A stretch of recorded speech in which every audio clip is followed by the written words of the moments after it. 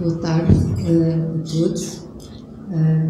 Gostava, em primeiro lugar, de agradecer ao PAR e à Comissão Científica do PAR o convite que nos endereçou e eu e o Manuel vamos tentar aqui cumprir o horário, não nos alongarmos muito. Esta apresentação que nós vamos fazer é uma apresentação que foge um bocadinho dos moldes, acho, de outras, porque nós estamos a trabalhar não sobre apenas a nossa experiência e as questões de experimentação que nos envolvem, mas estamos a tentar pensar a ideia de experiência e de experimentação no trabalho do Joel Sternfeld e preparámos uma apresentação que se chama O Lugar do Fotógrafo, a Procura da Natureza e o Livro Fotográfico. Vai ser uma apresentação a dois tempos e a duas vozes e esperamos que com alguma harmonia, também deve ter algumas harmonias por meio. Então, acho que posso começar. Estão-me a ouvir, não estão? Então, aquilo que tentámos fazer foi articular a relação da experiência com a experimentação no trabalho do fotógrafo norte-americano Joel Sternfeld. Entendemos aqui a experiência como adaptação em relação ao mundo e à natureza como uma vivência específica, singular e intensificada. Chamamos experimentação à possibilidade de uma ação suportada, estética, e de poder operar de modo experimental em relação ao que nos rodeia e à nossa própria experiência. Assim, experiência como o que se experiencia de modo singular. E vou citar: quando o material vivenciado faz o seu percurso até à sua consecução. Citei John Dewey. E experimentação como ação experimental ao nível do fotografar e do livro fotográfico. Há um ensaio do Roland Barthes que se chama A Mensagem Fotográfica, em que ele diz que as fotografias são, de uma forma muito bruta, ele diz imagens sem código. E diz que elas são sem código porque se aproximam da percepção comum que temos das imagens fotográficas, porque se aproxima da percepção comum que temos da vida cotidiana. E essas imagens são tão afins da experiência visual cotidiana que tendemos a vê-las sem código, como que naturalizadas. Como sabemos, a nossa atenção ao mundo é bastante limitada. É limitada pelo tempo, por um comportamento utilitarista ou por uma paixão ou outra. Nós distraímos. A natureza e a cultura são o nosso meio e o meio é altamente seletivo. Algumas percepções que temos são diminuídas ou escapam-nos quase totalmente. Falar de continuidade da imagem sem código significaria referir-se a uma imagem integrada no cotidiano. E isso tem muitas consequências, porque acreditamos ou desacreditamos, integramos, esquecemos de modo bastante primário e acrítico o meio em que vivemos. Somos, talvez, mais críticos dos códigos, quando os reconhecemos como códigos e quando estes implicam algum tipo de comprometimento e de responsabilidade humana, e somos críticos da linguagem, em sentido lato, que aceitamos ou confrontamos. Os códigos são objetos de lutas, de paixões, mal-estar, aventura e imaginação. Quando pensamos a obra de arte contemporânea, ela tem muitas vezes com os códigos relações de experimentação, criando uma espécie de observação de segunda ordem. É aí que a fotografia, enquanto prática artística, se mostra difícil. Se os seus códigos, mesmo que mais densos que os da fotografia jornalística, são tão próximos da vida que quase se apagam, como é que podemos pensar a fotografia, a questão da experimentação e da obra de arte, a partir da fotografia, claro. Tentando afastar-se da leitura do Roland Barthes, que a fotografia seria uma imagem sem código, mas simultaneamente reconhecendo a pertinência de pensar a continuidade entre fotografia e mundo, um outro autor assim clássico chamado Rudolf Arnheim escreve num texto de 1974 chamado Fotografia enquanto Natureza. Considero o contínuo da fotografia como uma experiência de ver semelhante à do cotidiano e por isso ele distingue a fotografia dos outros meios da arte, da pintura ou da escultura, que ele considera meios capazes de abstração e vasta complexidade teórica. A pintura, o desenho, a escultura, as artes funcionariam partindo do interior, do médium e do artista. enquanto que a fotografia seria um meio funcionando a partir do exterior, do ambiente.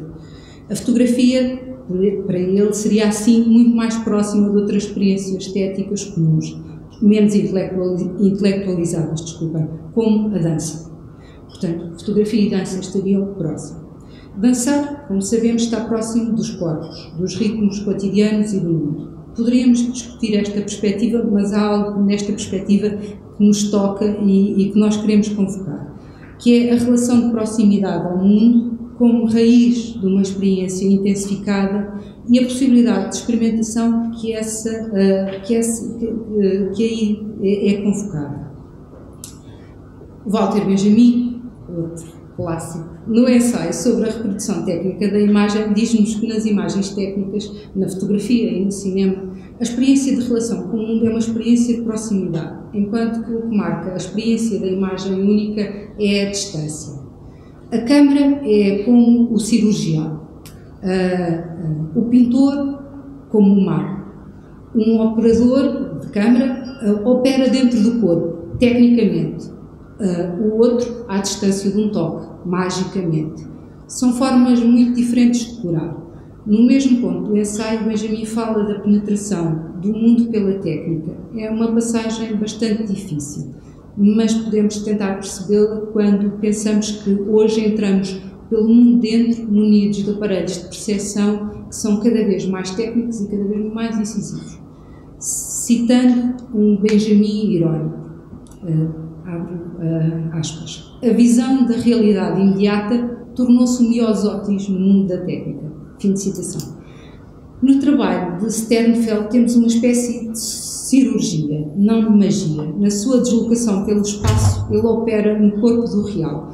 Mas há no trabalho de Sternfeld uma espécie ou um lado de médico da aldeia, de quem faz diagnósticos avaliando com algum cuidado o paciente e procurando modos de ver e fazer. O género da paisagem e do retrato são constantes do seu trabalho. O espaço, as pessoas e as suas coisas são elementos de corpos mais ou menos narrativos que se recortam e apresentam. E quanto ao fotógrafo, quanto ao lugar do fotógrafo, em inglês existe a expressão act up, que tem um sentido próximo de portar-se mal, de modo desajustado. Em português podíamos dizer fazer fitas, fazer uma fita. A performance, por outro lado, é a capacidade de, partindo da experiência e da sua reflexão sobre ela, atuar experimentalmente de modo ajustado, de modo o mais correto possível. Distinguir o que é fazer uma fita de fazer uma performance nem sempre é fácil para um leigo. Algumas performances são extraordinariamente experimentais e parecem desacertadas com o mundo, e outras são tão acertadas que duvidamos do seu caráter experimental. Encontramos em Sternfeld um trabalho afim à performance. Parte da sua experiência, cria um exercício de experimentação, reflete-o incorporando novos ajustes à sua experiência e assim temos uma espécie de performer-fotógrafo. Sternfeld tem 70 anos e fez a sua primeira exposição individual em 76. Em 87, publicou o seu primeiro livro, American Prospects, que, traduzido à letra, será Paisagens ou Panoramas dos Estados Unidos da América, com fotografias resultantes de períodos de ambulação pelo país entre finais da década de 70 e de meados de 80. Nesse livro, ele apresenta um conjunto de fotografias que mostram o estado do território, a presença do homem, da técnica por todo o espaço, como por exemplo, marcas do passado, minas abandonadas, ou marcas do presente, o insólito dos acidentes, o subúrbio, etc. Para o crítico e ensaísta Andy Grunberg, no texto de introdução ao livro American Prospects, o olhar de Sternfeld é conscientemente crítico, inteligente e não deslumbrado face ao real. E, segundo ele, é a combinação dessas características que criaram um conjunto de fotografias densas, plenas de sentido, assim como belas.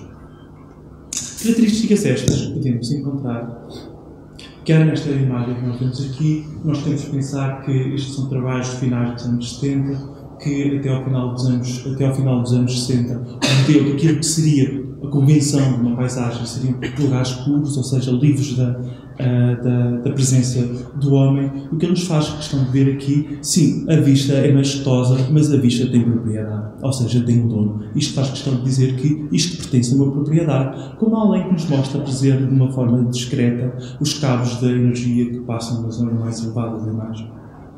De um modo muito semelhante, encontramos aqui, poderemos ver, conseguirmos avaliar pela dimensão do automóvel, que certamente isso será uma organização do subúrbio para pessoas que, no mínimo, serão mais do que remediadas, e percebemos que, apesar de alguém que consegue pagar habitações com algum nível de segurança, a fragilidade da engenharia e da construção é de tal forma de que nós vemos o que é que acontece depois de 9 anos.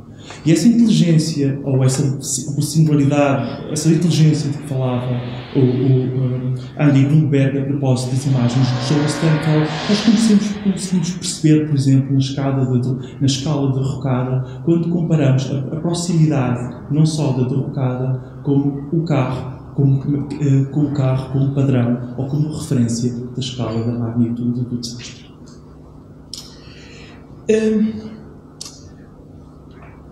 Além disso, além destes atributos referidos por Grunberg, o Sternfeld foi um dos primeiros fotógrafos a utilizar a cor, que legitimaram a fotografia como uma produção artística. Convém também referir que no livro American Prospects o autor tira partido das possibilidades da sequência das fotografias inerentes ao livro fotográfico.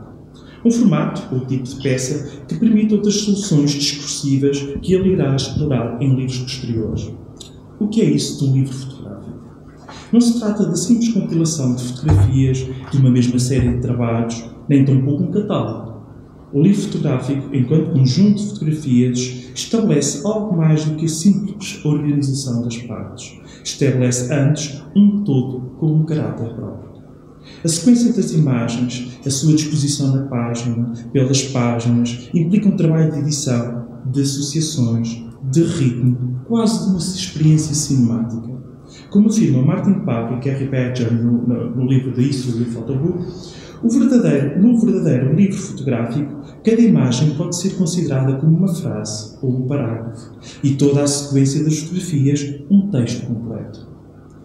Para o crítico de fotografia Ralph Fiennes, o livro fotográfico é uma forma artística autónoma, comparável a uma peça de escultura, uma peça teatral ou um filme. Nele, as fotografias perdem as suas próprias características enquanto coisas elas mesmas e tornam-se partes, traduzidas em tinta impressa, de um acontecimento dramático designado o livro. Talvez o estatuto que Prince reconhece ao livro fotográfico possa ser discutível. Muitos deles nós podemos discordar dele. Mas quanto à especificidade do livro de fotografias, isto é, que apareça aquele que o vê, o manuseia e o lê, como um acontecimento dramático ou apenas um acontecimento singular, isso de certo que será consensual, pelo menos para o seu público. É exatamente por causa dessa singularidade que nós preferimos aqui a designação de photobook, de fotolivro, designação que seguiremos daqui para a frente. Quais as características principais do fotolivro? Elas são 4. Apesar de nem sempre estarem presentes em todos os livros. A primeira é óbvia. O material de base conteúdo é fotografias. A segunda é a coexistência de texto e imagem, no qual o texto tem possibilidade de complementar, de reforçar o todo. A terceira característica é o design. E, por fim, a quarta característica, que não é de importância inferior às demais e que congrega diversos aspectos, resulta da produção material do artefacto, que engloba o tipo de papel, o tipo de impressão, material da capa, etc.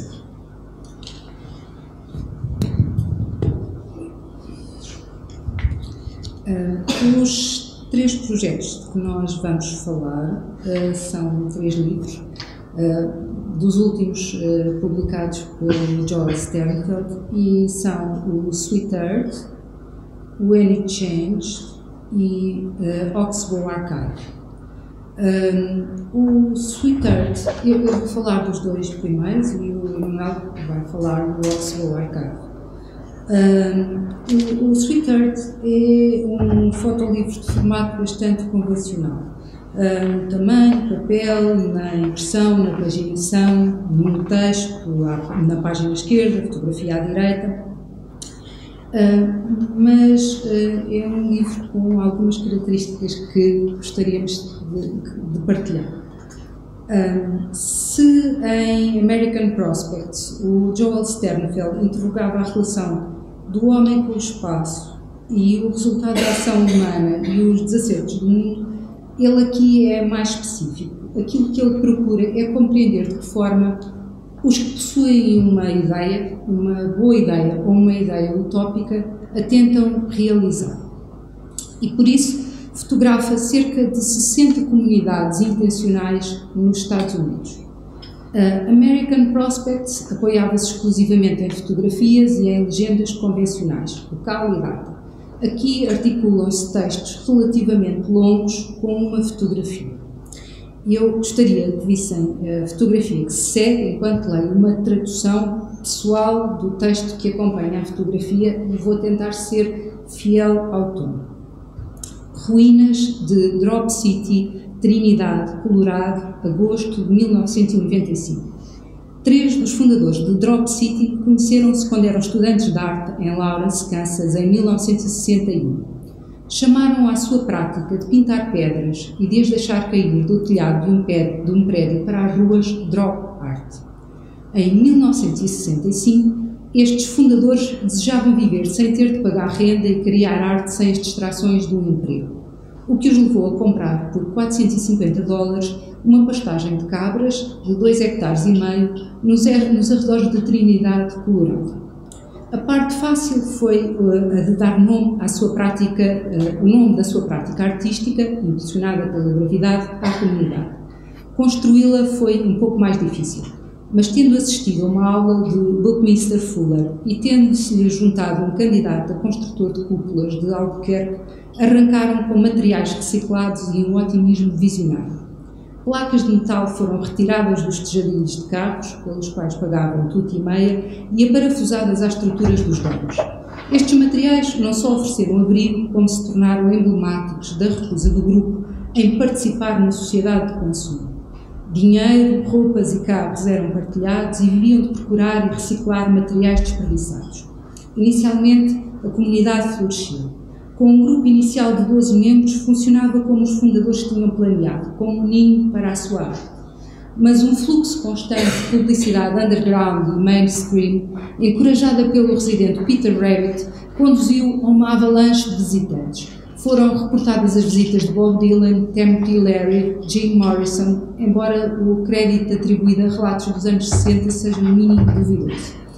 Quando a comunidade resolveu abandonar a sua política de porta aberta, era demasiado tarde. Os membros fundadores tinham partido e as condições conduziram à dissolução final em 1973. Em 1978, o local foi vendido. Os lucros ajudaram a alugar um espaço em Nova Iorque para exibições do trabalho do grupo e à edição da Criss Cross Magazine. Os donos ficaram nos terrenos de A. Blasey and Sons Trading Company e recentemente, até recentemente terem sucumbido à gravidade. Fim de citação. Cada imagem neste livro tem pelo menos 2 feixes de ideias. As de quem fotografa e as de quem criou o que é fotografado. Num texto também pioneiro, Roland Barthes falava de 2 tipos de relações entre o texto e a fotografia, a ancoragem e a etapa. Na ancoragem, evidencia-se a abertura da fotografia e uma necessidade de domesticação do sentido. Na etapa, por outro lado, usa-se o poder semântico autónomo da fotografia para criar um sentido que se articula com outro texto ou com outra imagem, em sequencialidade, ruptura, descontinuidade. Em Sweet Earth é difícil fazer esta distinção, embora as 2 formas estejam presentes no modo como a relação entre texto e imagem fixa e embraia várias vozes, olhares, posições. Muito é dito, mostrado e já sabido, e outro tanto fica por dizer, por mostrar, por saber. O livro funciona construindo diferentes ligações semânticas da fotografia com o texto, e os efeitos sugeridos pela justaposição e montagem entre linguagens diferentes, do efeito sequencial, mas também do efeito cumulativo, por exemplo, na ideia de comunidade, poderíamos dizer que a fotografia é a linguagem principal, embora Sternfeld termine o livro descrevendo com palavras a fotografia que não quis fazer. A experiência deste livro é a de quem lê e vê testemunhos participativos de um mundo do outro. Não há vozes do exterior. É o leitor que cria a voz e o olhar exterior. Tendo por vezes um tom irónico, Sternfeld não põe em causa a verdade destes projetos. O mundo exterior, a dúvida e até algum cinismo estão do lado do leitor. É um livro esperançoso e bem-humorado, cheio de ideais mais ou menos realizados, de falhanços e sucessos. Partindo da tradição comunitária dos Estados Unidos da América, Sternfeld procura documentar 3 tempos para esses projetos utópicos. Os primeiros do século XIX, ou até um pouco anteriores, os segundos ligados aos movimentos hippies dos anos 60 do século XX e os mais recentes ligados a problemas de sustentabilidade e ecologia. São-nos apresentadas várias comunidades, das que só comem maçãs, às que só comem o que cultivam, às que comem de tudo. Das comunidades ricas às pobres. Das que possuem princípios dogmáticos a outras de pequenos pactos sociais. Das que rezam e partilham experiências espirituais às que lavam a roupa na lavandaria comunitária. Das que têm uma história longa às que acabaram de se constituir. São milhares de comunidades nos Estados Unidos da América. Todas estão ligadas a complexos problemas políticos, religioso-espirituais, económicos, sociais e culturais. O livro não é uma mera compilação. São exemplos selecionados e cada imagem articula-se ou questiona outras histórias. A dos Estados Unidos, das políticas centrais, das tensões entre o indivíduo e o coletivo, das potencialidades do território, da integração e marginalização, da escassez de recursos.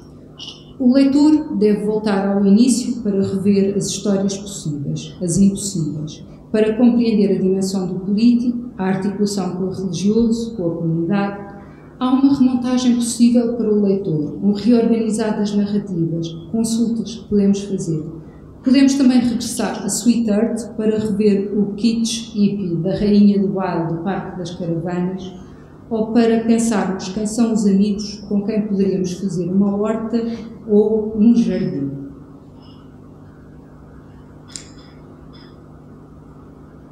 O livro seguinte chama-se When It Changed. Vi primeiro este livro como um objeto, depois as imagens, depois vi o texto e depois outra vez o livro.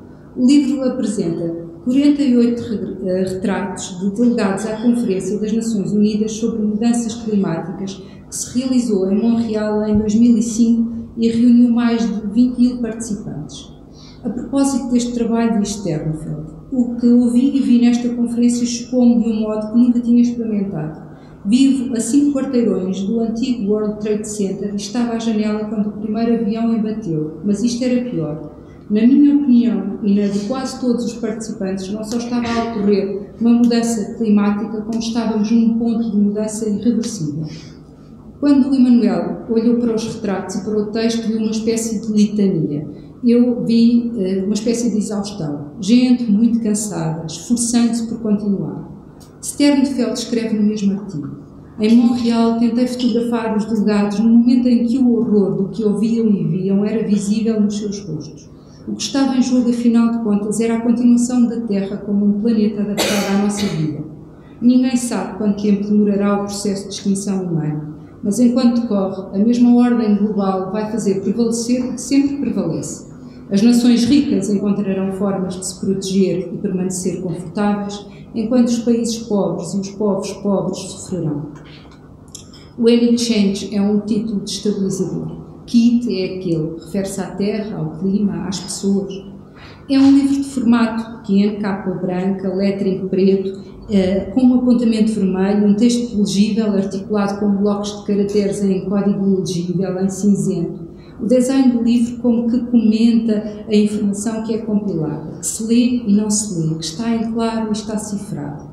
O texto é apresentado de modo a simular a aparência dos textos de teletipo usado antigamente por agências noticiosas e jornais. É uma colagem em ordem cronológica das sínteses de relatórios sobre efeitos das alterações climáticas desde 1957 até 2007 e de entrevistas realizadas durante a conferência. seca, inundações, subida de temperatura e do nível médio da água do mar, etc. Há, no aspecto gráfico truncado dos textos, uma homogeneização e um efeito contínuo de citações que se apresenta como uma voz estereotipada e ininterrupta. De certo modo, os retratos são também dos participantes num coro. Um coro e vozes. Um texto que não pertence à imagem, retratos com nomes, mas só no final. Comparando com Sweet Earth, a relação do texto e imagem deixa aqui de fazer sentido. São duas vias correndo paralelamente. A última frase legível do livro é de Mohamed Riazuddin, ministro do Ambiente do Bangladesh. Cito: "A minha voz pode ser pequena porque venho de um país pequeno, mas aqueles que serão levados pelas águas, as suas vozes deverão ser ouvidas." Fim de citação.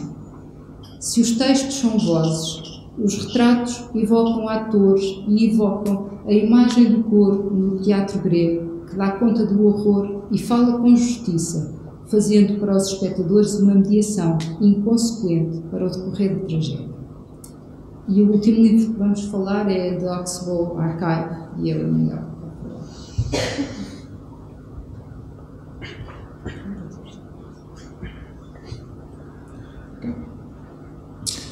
Sobre o Oxbow Archive, o livro começa com uma epígrafe, mas antes de começarmos a comentar ou ver em concreto o livro se conseguimos perceber como a Célia explicou a passagem do Sweet Heart para o Any Change, são livros radicalmente distintos. Este também é radicalmente distinto dos demais. Em grande parte, eu e a Célia partilhamos da mesma leitura deste livro, deste livro que irá comentar, do Oxbow Archive. Ambos reconhecemos várias facetas específicas, e elas são a beleza das imagens, o caráter pessoal da obra, parece-nos ser o livro mais pessoal do artista, a prossecução de abordagens de livros anteriores e um alto nível de envolvimento e de experimentação, de arriscar outras soluções, tanto nas fotografias como na possibilidade do fotolivro. A epígrafe diz-nos logo o que é que nós vamos encontrar.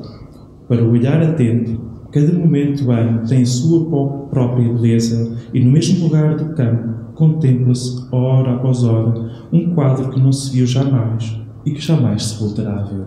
Proponho que vejamos cinco dessas imagens.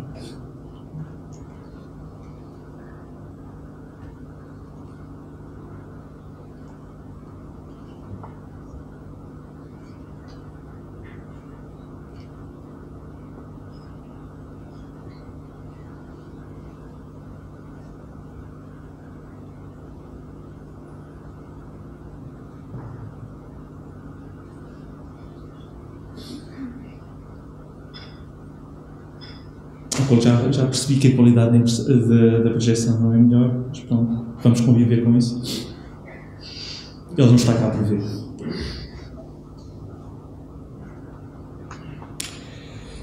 Com frequência, eu tenho uma relação paradoxal com este livro. O facto de Seinfeld escolher enquadramentos sem marcas óbvias da técnica da presença do homem surpreende. Basta lembrarmos, por exemplo, das fotografias que vimos a propósito do American Prospect. Nesta série, as casas, a maquinaria agrícola, cabos de eletricidade nunca aparecem nas fotografias ou, quando aparecem, são de uma escala insignificante. Não podemos deixar de ter presente que uma das características da sua obra era exatamente essa coexistência do homem com a natureza, ou do homem com o território. Algumas vezes irrita-me a beleza resultante, acima de tudo, da atmosfera que se impregna em todos os elementos presentes na fotografia. Parece que não é feito pelo mesmo fotógrafo, que os livros anteriores, que o ênfase supremo colocado na atmosfera será hoje, no início do século XXI, será estafado. Estafado, sim, mas não caduco. A beleza é concebida pelo virtuosismo na modulação da luz, da cor da luz, que acrescenta uma coloração a todos os elementos do enquadramento e da forma como tira partido da densidade do ar, ora cristalino, ora empoeirado, ora enevoado, ora pura e simplesmente neutro. a propósito disto, como por exemplo, se virmos logo na primeira imagem, esta fotografia de abertura, que há aqui um lado sempre da construção, como ele faz as imagens. Se nós vimos o grau de profundidade de cinzento ou de luminosidade que está acima do solo, vemos claramente que nada disso é real. Ou seja, algumas coisas que nós podemos dizer do ponto de vista técnico são mal feitas, o que lhe parecem claramente como uma envolvência ou uma atmosfera que ele cria nestas imagens iniciais, uma luz às vezes mais neutra, ou como vemos a seguir, com uma luz mais quente. Falava eu ainda há pouco da relação paradoxal que o livro me suscita entre a beleza das fotografias, sobre as quais tenho uma opinião ambígua, e a surpresa pela diversidade das manifestações da natureza ao longo do ano. Por estranho que pareça, é na exata medida das manifestações da beleza que a vitalidade das plantas aparece com singular exuberância. Ora, se a partir das fotografias do livro são muitíssimo distintas do trabalho anterior de Sternfeld, na realidade parece-nos que o corte com a obra anterior será menos radical do que parece. Dito de outro modo, o artista consegue criar visualmente um envolvimento, um encontro com o lugar de uma forma mais profunda. Propunha que nós víssemos um livro de imagens de um livro de 2001 de Walking the High Line, andando na linha alta. Ele aqui toma partido de um movimento de cidadãos que, após esta linha de metro elevada ficar devoluta, que havia um plano municipal para demolir a toda a estrutura da linha, há um movimento de cidadãos que propõe para aquilo continuar a existir e ser um parque para as pessoas poderem desfrutar, um parque da cidade. E ele abraça essa causa. A série destes livros, o Walking the Line, ele durante cerca de um ano e pouco, ele vai a essa linha e vai fotografando. E o que é surpreendente nas imagens é como é que, no meio de uma cidade como Nova Iorque, provavelmente onde a possibilidade de circuitos, de corredores verdes, etc., é muito limitada, como é que, após alguns anos de abandono, a natureza, as plantas começam a ocupar e a habitar aquele lugar. O que ele vai fazendo aqui é, ao longo de um ano, fotografando essas transições. Ora, se nós compararmos com o que ele faz no Sweet Earth e com o que ele faz, com o que ele faz no Oxbow Archive e com o que ele faz no Walking the High Line, percebemos que ele faz uma depuração, que é, ele fica só com a vegetação no Oxbow Archive, como que ele faça só esta coisa, que é, ele fica só com a vegetação que existe na plataforma e apaga todo o resto, essas tais marcas de presença humana. Mas ele também, do ponto de vista da construção do livro, ele faz-nos outra coisa, que é, ele utiliza uma estratégia comparativa. Essa estratégia comparativa é mostrar-nos como ele vai mais ou menos ao mesmo sítio, ora mais para a frente, ora mais para trás, e vai-nos mostrando como é que a vegetação vai alterando, como vai esse jardim, ou rotativo jardim, se vai verificando. E mostra-nos também, se nós estivermos atentos, de como que, vocês conseguem ver na imagem da vossa esquerda, como é que de repente começa a aparecer uma nova construção, conseguem localizar no ponto de fuga da imagem. Ora, esta possibilidade, o que me interessa aqui, qual é que é, do ponto de vista artístico, a estratégia que só o Sternfeld propõe? Esta estratégia comparativa, que podemos dizer mais ou menos neutra, permite-nos, convoca sempre uma ideia. Se por um lado há um registro das mudanças, por outro lado não podemos deixar de concordar que existe também sempre um regresso ao lugar. E esse regresso ao lugar convoca sempre uma espécie de um envolvimento continuado com o lugar. Sternfeld, com o Oxbow Archive, ele vai fazer uma coisa diferente, que é, no fluxo das imagens, ele vai-nos deixar composições de algumas imagens, em linhas gerais, que nós, no meio do fluxo das imagens, das páginas, nós começamos a pensar, nós já passámos aqui.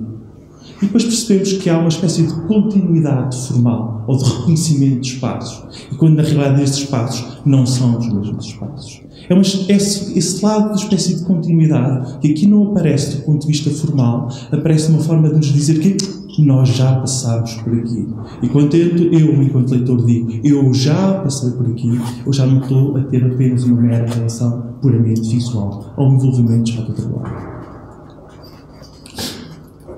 No final do livro, como é óbvio que se quiserem ver o livro, mas que nós temos o livro aqui, o livro, ao contrário das leis anteriores, não tem palavras. Onde ele terminou nas penúltimas páginas, o que ele coloca, ele apresenta-nos 2 mapas. E nas duas antepenúltimas páginas, vemos um mapa inicial em que conseguimos perceber que todo o espaço é feito nessa zona circunscrita pelo quadrado, das East Meadows, das Campinas do Oeste, e depois ele apresenta-nos um mapa dos sítios que fotografou. E quando nós olhamos para o mapa, ficamos surpreendidos. Como é que é possível que entre um rio, uma autoestrada, um aeroporto que nós vimos no mapa anterior, como é que, sem a evolução disso, alguém de repente consegue se aliar disso tudo e constrói o seu próprio lugar? Quando nós comparamos este trabalho com o Sweetheart, é uma espécie de que há um topos, há um lugar, uma pequena utopia que o fotógrafo consegue construir. E ele diz nas últimas 2 páginas, ainda vai mais longe. Ele vai buscar uma nova referência ao transcendentalismo, não só à citação do Ralph do Emerson, mas também buscar a pintura de Thomas Cole. E o que é que nós vemos? Esta pintura, o título que vocês veem, é vista a partir do monte Holyoke de Northampton, em Massachusetts, depois de uma tempestade, e quando lemos a informação da pintura, ela é bastante clara, quando nos diz que, vocês de virarem com atenção, vem uma sombrinha fechada, e mais atrás dessa sombrinha, entre as rochas, vocês veem uma cabeça de alguém que é um autorretrato do artista, e veem também a força da tempestade, na forma como derrubou a força do tronco das árvores, que é isso. Nós vemos, você tem a árvore esgalhada e que nós não podemos deixar de identificar como o efeito dessa tempestade. Ora, Sternfeld propõe-nos uma outra comparação. E a comparação que nos propõe é entre isto. Esse espaço recôndito da natureza, onde os guiam-nos transcendentalistas ou o pintor do século XIX com o encontro da natureza. Reparem que Thomas Cole não está preocupado com as campinas, com o campo agrícola que existe no fundo do vale. Ele propõe-nos, antes que é esse espaço de encontro, se vocês quiserem demasiado belo ou não, com a natureza, ele propõe exatamente nesta zona, cá em baixo, na Lesíria, na zona do campo agrícola, entre o campo e os espaços abandonados. E, ao fazer essa espécie de gesto, ele está claramente a fazer, isto é, propicia ou convida, pelo menos essa é a minha interpretação, convida o leitor a experienciar o livro não só como uma relação visual, meramente visual, mas um envolvimento, como disse há pouco, de outra ordem, da ordem de caminhar. Para síntese, nós estamos a terminar, que é, quando nós fazemos esta comparação entre os 3 livros, do Sweetheart, do When It Changed e do Oxbow Archive, nós percebemos como é que alguém utiliza as possibilidades do livro fotográfico, ou do fotolivro, para produção de discurso, para produção de peças únicas que vão além da própria além das imagens. Texto, a impossibilidade da imagem de dizer tudo, da fotografia de dizer tudo, fotografia e texto, no primeiro, a relação de que já não existe retrato, como fazer um retrato de uma situação ou de um corpo, uma relação em que a voz é de todos, o retrato é de todos, o When It Changes, e essa relação entre que se esse encontro com a natureza de algum modo ou do outro poderá estar ainda no imaginário e está hoje mais do que nunca da contemporaneidade, esse encontro será sempre uma coisa de pequena escala, um topos que cada um consegue encontrar e que ele encontra aqui, alguns entre aquilo que o homem intervém, o campo, exatamente aquilo que está ao lado, onde ainda existem resíduos de diversidade, resíduos onde que ainda a diversidade pode acontecer. E quando nós falávamos sobre, quando tentámos aquilo que é a fraqueza do livro, se posso dizer que é essa atmosfera criada pela luz, é essa possibilidade que a luz faz que nos estabelece essa continuidade. A continuidade onde o homem está, que já passou, do que resta do milho, e a continuidade visual com a cor das plantas, que estão, e das plantas, do amontoado de cedros e das plantas que nós vemos no plano mais recuado. Obrigado pela vossa atenção.